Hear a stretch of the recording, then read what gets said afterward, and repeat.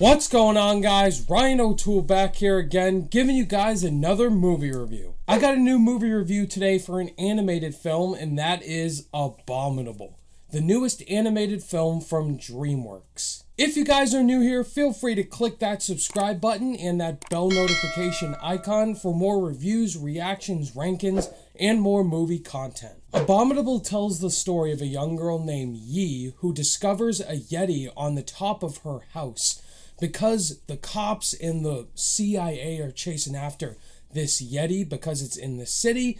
And so she befriends this Yeti because he's very sweet. Yi discovers that this Yeti lives in Mount Everest, and so she decides to take him back home to find his family. DreamWorks is an overall great animation company. They've made some incredible films, incredible franchises all around.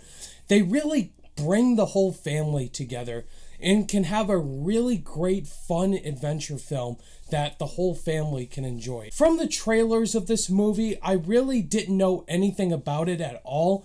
It just seemed like another DreamWorks film that I had no idea which direction it was going to go in. But trailers are just trailers, right? I gotta say, guys, Abominable is a film that you cannot miss this year because this is one of my favorite films of the year so far. I really loved Abominable.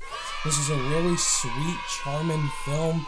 It's sad, it's funny, it's emotionally fun, action-packed. It's just full of everything that the family is going to enjoy all around. The kids are going to love it. The adults are going to enjoy watching it as well. It's a film for anyone. DreamWorks has A+ quality level animation, and the animation in this film are so photorealistic. All the shots of grass fields, like the animation is so breathtakingly beautiful. Like I felt like I was actually in this certain situation. There's a lot of great action sequences with cinematography, and some of the animation, it felt totally real, and it didn't feel like I was watching an animated film. There's a really great sequence with these hills and mountains where they're riding through this cornfield. It feels like they're in the ocean with tidal waves. It's crazy how gorgeous this animation is. Another thing this movie absolutely nails is the character interactions. The character of Yi and this Yeti named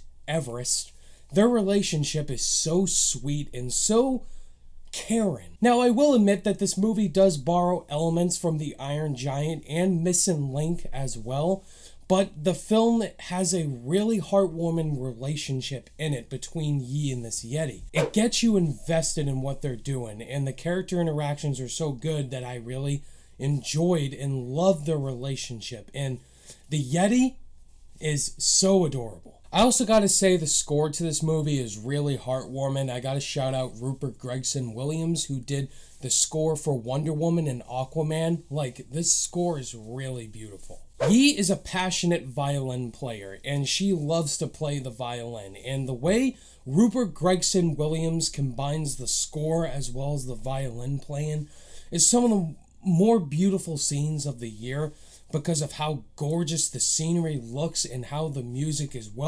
beautifully composed and how it fits into the storytelling for Yi's character. And I also really think that the messages do hit home in this movie, that no matter what, always love what you have. If you can't get what you want in life, always feel appreciative of what you have. If you do lose someone in life, there's always someone there for you. When it comes to my issues with this movie, it's a really obvious issue that I do have with some of these great films, is that when villains are involved in it. But for a kid's movie, that's to be expected. I just felt like the villain aspects kind of dragged the scenes down a little bit all around.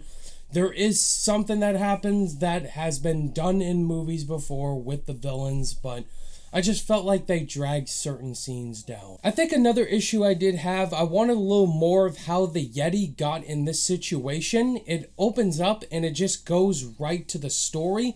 I would have loved to see a little bit more of story aspects with this Yeti and how he came to be. They could have dived into a little bit more of that, but again, that's a nitpick, and the movie doesn't have to dive into everything, but that would have been something I'd like to see. So here are my overall thoughts on the new DreamWorks film Abominable. I really like this movie.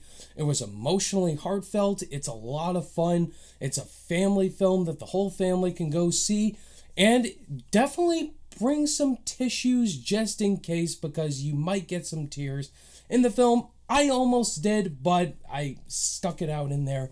This is definitely a good one, guys. Don't miss this one. So with all my thoughts, I'm going to give Abominable, I'm going to do it, a 4.5 out of 5 stars.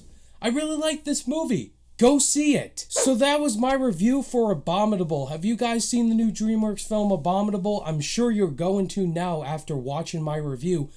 But if you have already seen it, let me know your thoughts and opinions down below. Did you guys love it like me? Did you think it was okay?